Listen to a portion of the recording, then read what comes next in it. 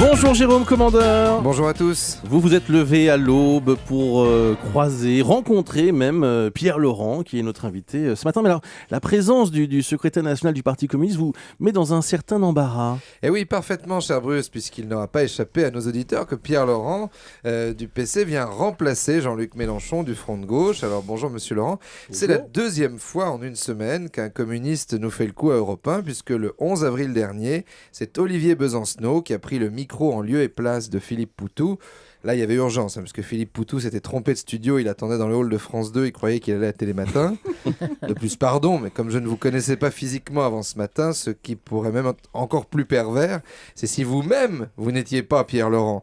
Si ça se trouve, à l'heure qu'il est, le vrai Pierre Laurent est au fond de son lit, est en train de se payer une barre de rire depuis une heure, parce qu'il a réussi le canular de l'année. Donc, comme je l'ai dit, Jean-Luc Mélenchon n'est pas le premier communiste qui se fait remplacer sur cette antenne. Et on retrouve en cela une ligne politique qui vous est chère, tout égale tout se vaut. On peut se remplacer les uns les autres, puisqu'à l'extrême gauche, on ne personnifie pas, la lutte est collective.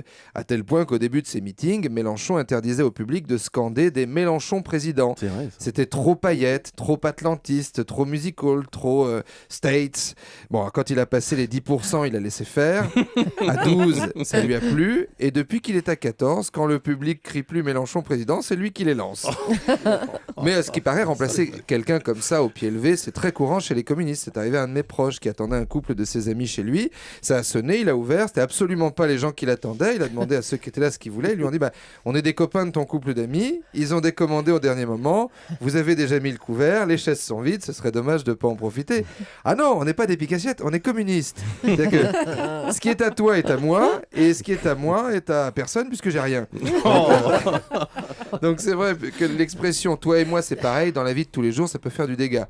Quand un type super bien foutu qui a un succès de dingue avec les filles vous dit toi et moi de toute façon on est pareil, ça va, ça flatte l'ego.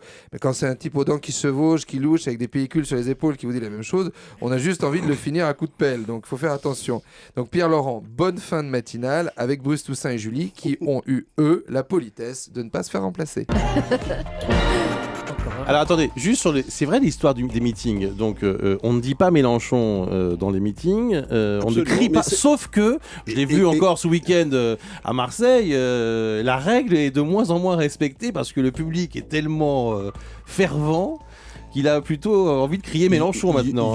Il y en a parfois qui le crient, mais effectivement, la consigne, si on peut parler comme ça, c'est de ne pas le crier parce que nous ne voulons pas, depuis le début, personnaliser la campagne. Il faut crier résistance dans une présidentielle dans un meeting de Mélenchon. On crie résistance, voilà, c'est ça ? On crie résistance, on chante on ne lâchera rien, on crie tous ensemble.